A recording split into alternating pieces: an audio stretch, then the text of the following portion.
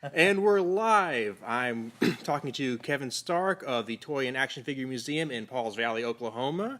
And thank you so much for having me. Hey, it's a pleasure to be here. I I like this place. It is absolutely one of my favorite places in Oklahoma, and it is something that even people who are right here don't know about. But it's an action figure museum for the whole country. Oh yeah, we've actually the whole world. We've had people from all over the world here, from 40 different foreign countries. I now have friends in Australia and Germany and New Zealand and France, all over because of the museum. And they walk in the door and they say, we planned our trip around being here. Sometimes. That yes. is astounding. And, I mean, when you see this, you understand why. Yeah, well, a lot of people don't understand what they're coming to see. Like an action figure museum, what's that? You know. So we get two different kinds of people. We get people that love action figures and know what they're going to see. And then other people who are like, what is an action figure museum? What does that look like? So we get those people too. True. But you manage to cater to both crowds because you come in here and it doesn't look clinical, it doesn't look cold, it looks like somebody just had a party here.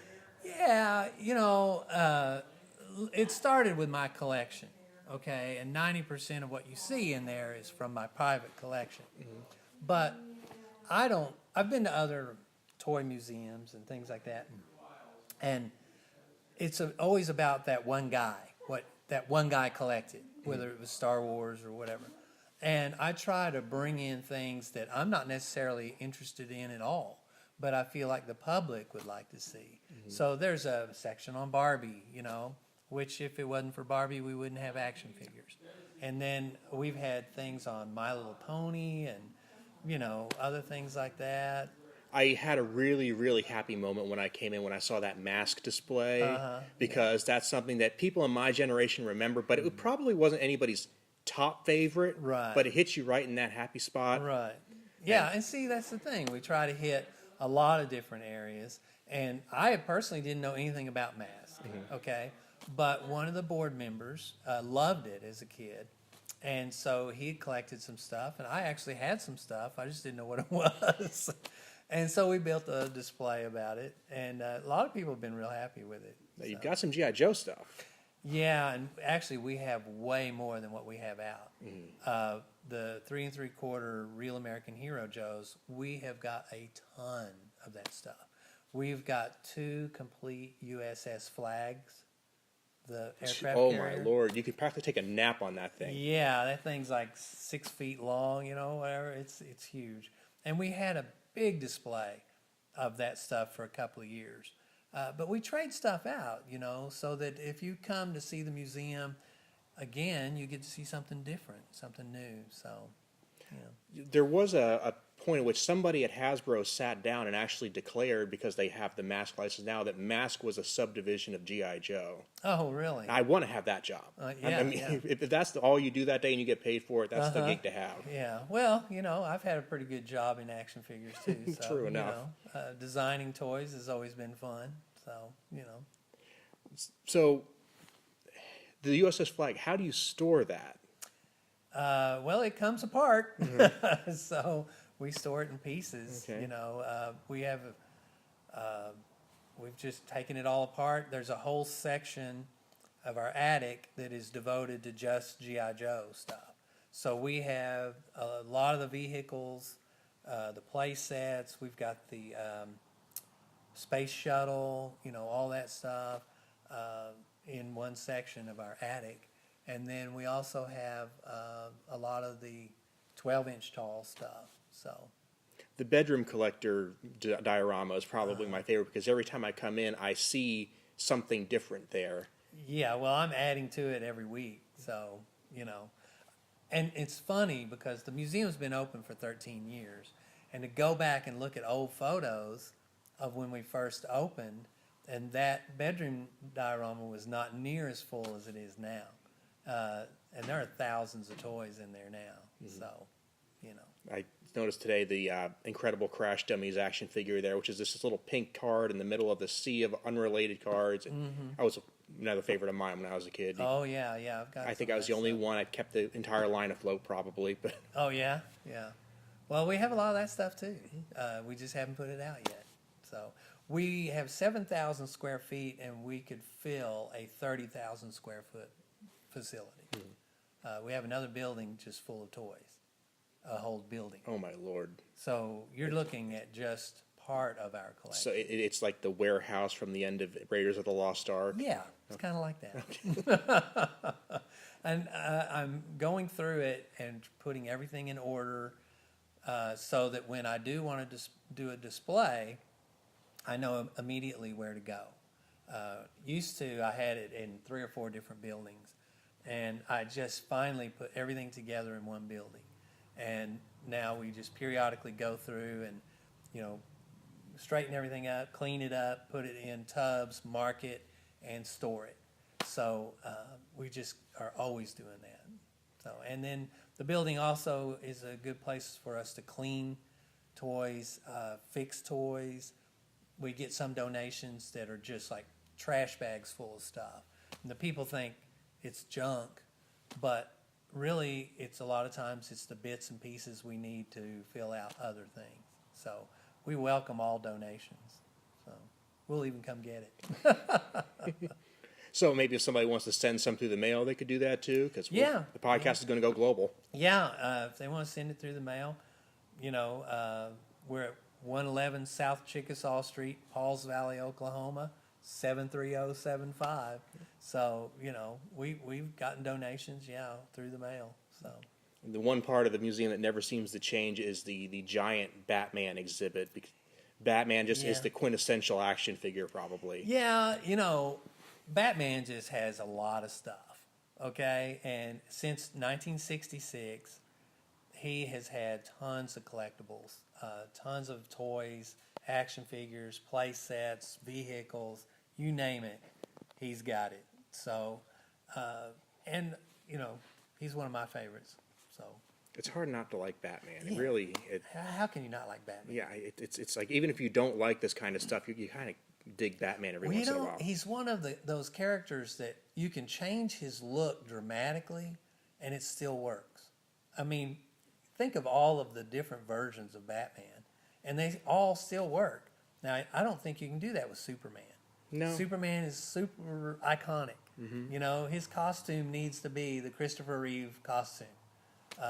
But, of course, now he's wearing a rubber suit and, whatever. Well, I don't know. Somebody who's not really into action figures might not know about the Batman curse, which is, There's a Batman curse? There is a Batman curse. Oh, I didn't. Okay, and that is that when you create a Batman toy line, you eventually get to the point where every single wave is a bunch of variations on Batman and then one other character. And it gets so hard to get any character that isn't Batman because, like, think back to the 1989 Dark Knight line, where, you have the grappling hook Batman and Shadow Wing Batman and Fireproof Batman and Surfer Batman and Forest Ranger Batman and oh yeah, by the way, you have a Joker too. And then you had Bob the Goon. Right. I was thinking Simpsons for a minute. Yeah. And it gets so hard to get another character that isn't Batman. Well, those toys you're talking about are geared for the younger kids.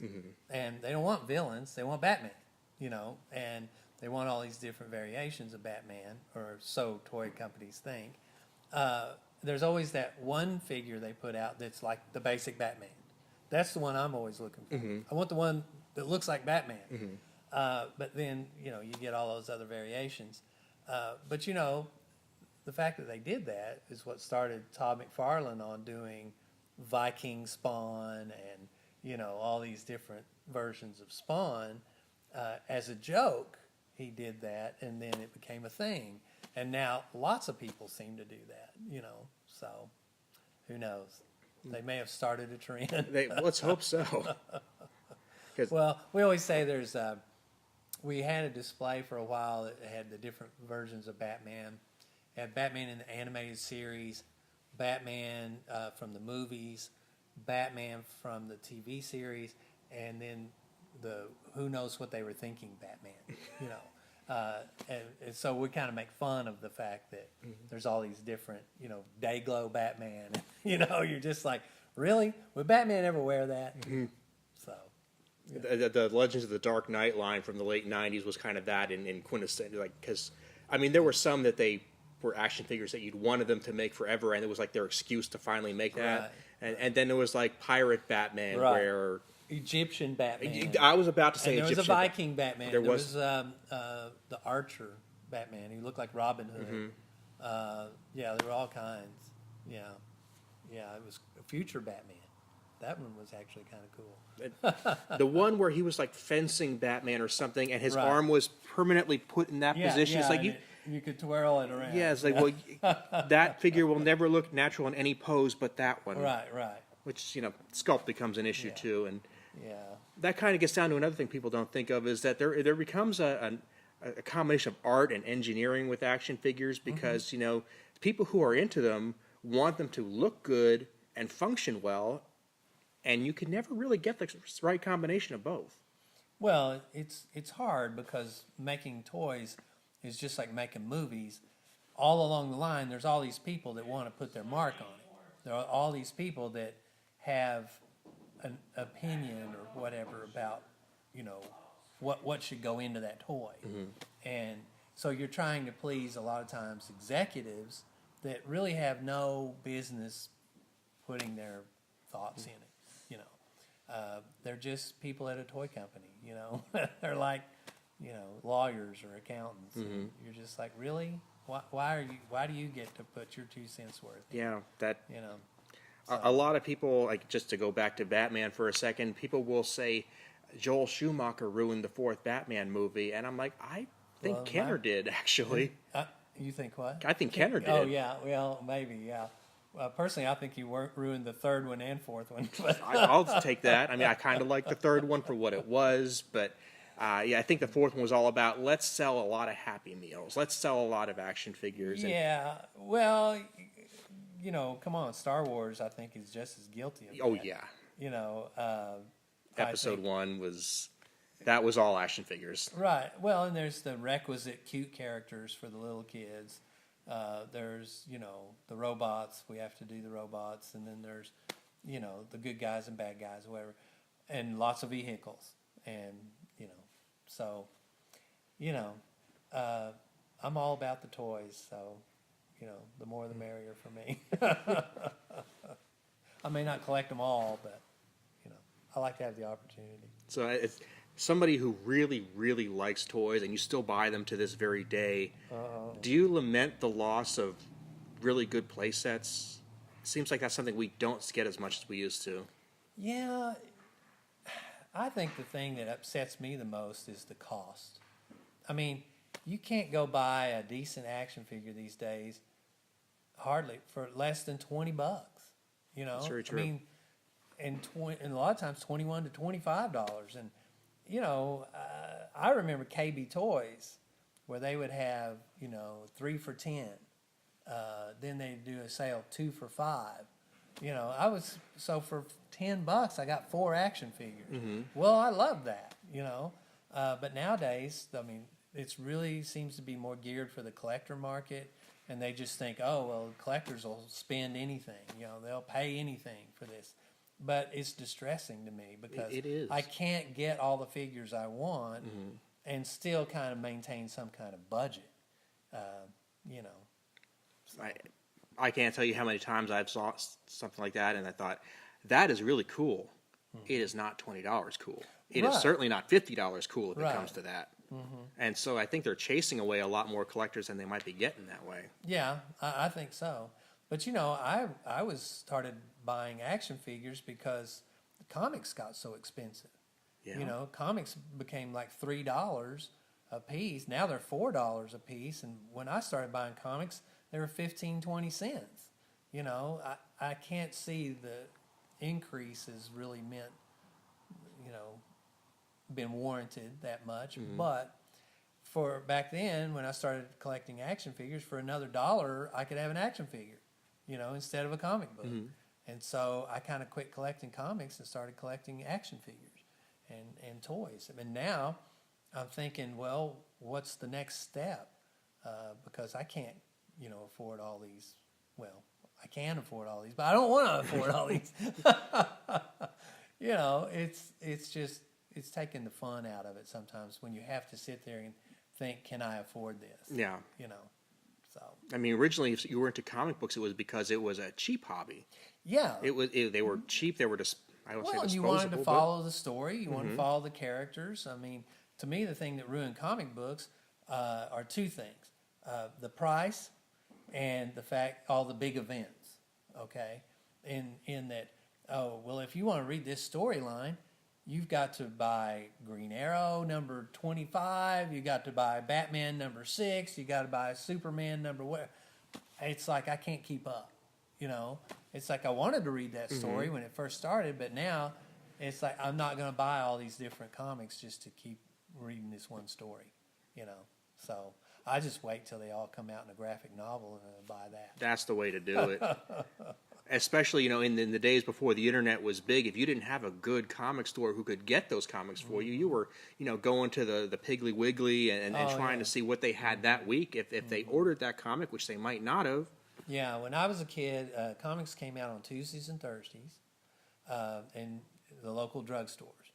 And there were 3 or 4 drugstores that a buddy of mine and I ran to each one of them. And we had to wait sometimes for the ladies to cut the binding on them and put them out. It's like, well, we're not going to do that till this afternoon. And we're just like, But now, you had comic shops, and now comic shops are going out. So, it's hard to keep up sometimes. It really is. I'm starting to think it used to be a convention was something you went to because it was this big event. It was special. And now it's like that might be the only place to get the stuff you really want to get. Right. Yeah, that or Amazon or eBay. And I'm sorry, I don't like to shop online as much as I like to go and see this stuff. I may be old-fashioned, but I like to hold it in my hand and see, is this what I want? Is this what I'm looking for? So comic books, you also get into the situation where the shipping becomes cost prohibitive unless you're buying a lot of them. And, I don't want to sit down and order 50 comics at a time just so the shipping cost works out in my favor. Right, yeah. Well, still, you're talking a lot of money there. You certainly are. So, I don't know. It's weird, comics, action figures. I would even throw video games under this bus. That it starts out being something you do because it's semi-affordable, and the commercialism just jacks up everything out of the reach of the common person. Yeah, well, every company wants to make their bucks, and so it's going to come about that more companies will jump in on what they see as a fad or a trend, and then you see every market will drop out.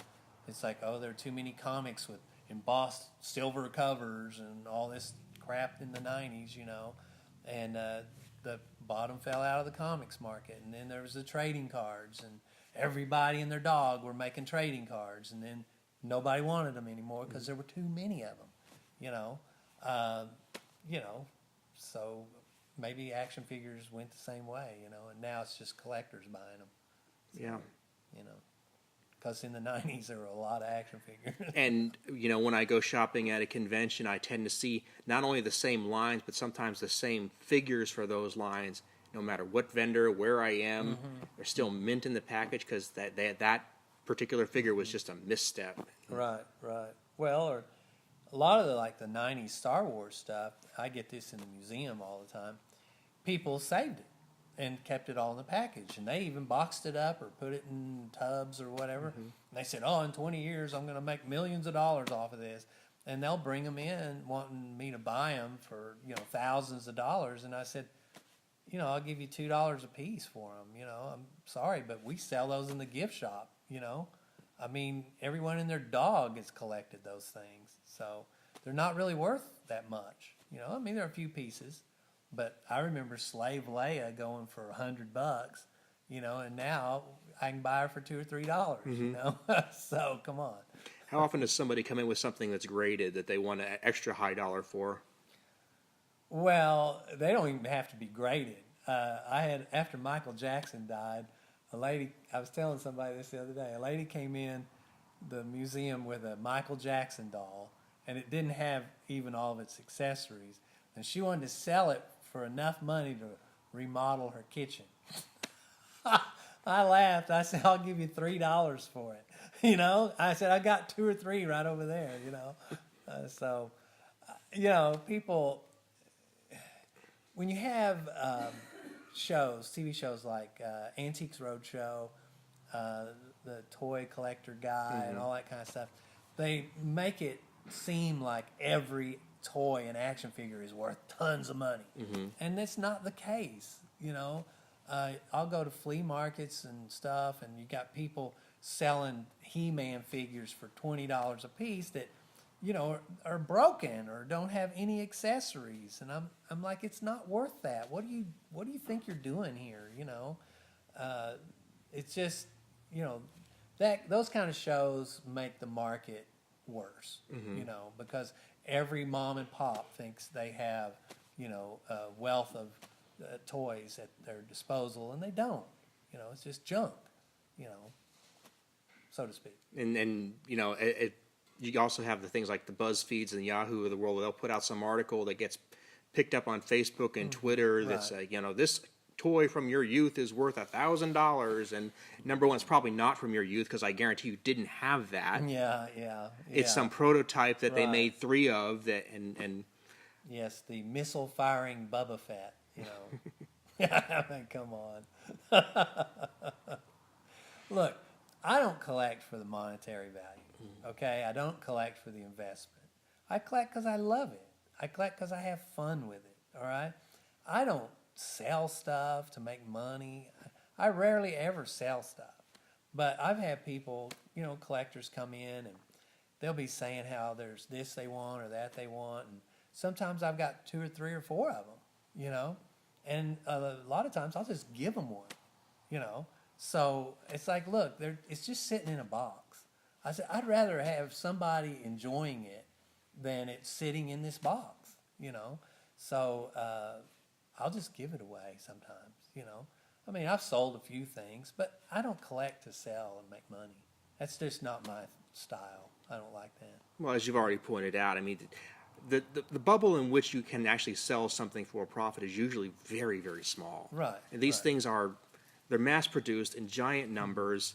The things that are actually worth money are worth money because nobody expected them to be worth money. Exactly. Right. And that's what I'm saying. When people think the Star Wars stuff or the Batman stuff or whatever is worth a lot of money, you got to, you know, weigh how many of these did they make and how many survived. Because once the collector market became aware, then they started hoarding these things and saving these things and keeping them in great shape. Well, the reason a lot of toys of our youth are worth money is because they were still considered toys. You know, they weren't considered collectibles. And so kids busted open the package, they played with them, they, you know, threw them against the wall and all that, to where very few survived to be in mint condition. So if you found something great in mint condition, yeah, it was worth a lot of money. But the other side of that story is you got to find somebody willing to pay it, you know. So you can say all day long, this toy's worth $1,000, but if you don't have someone buying it for $1,000, it's not worth it. Aaron's the only one who's going to want that Crash Dummies action figure. Yeah. You can put whatever price tag you want. Your audience is me. Okay. Okay. Well, I've got tons of Crash Dummies. Good to know. Keep that in mind. Yeah, keep that in mind. Yeah, you know, Christmas is coming up. Hey, absolutely. Yeah, that'd be great. Well, I tell you, I'm sure you want to get back to the museum, but I'm having a great time there today. I really hope a lot of people come and check it out. Where can people follow the museum if they're not in Oklahoma? Keep tabs on what you're up to. Well, we have a Facebook page, and we also have a website, actionfiguremuseum.com. So those are good places to check us out. We've got some events coming up this summer. In fact, later this month, we're celebrating Batman's 80th birthday. So Very cool. Since I'm a big Batman fan, that ought to be a big deal. I think I'm going to give myself some free Batman figures. Yeah, I think you can probably fit that into and the probably budget. Some to the public too. You know, but If they come on and show I'll be buying some Batman. So, I mean, just to celebrate his birthday, right? Oh, absolutely. No other reason. No other reason. Not that it just looks cool on your desk or anything. No.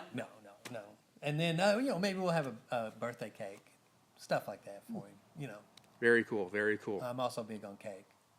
Okay, now part 2 of the podcast will be on cake. Oh, okay. Maybe we'll get to that next time. Next time. Okay, so I'm going to go and take another look around the museum, and thank you so much. I really appreciate you being here. Well, thanks, Aaron. It was fun. Anytime.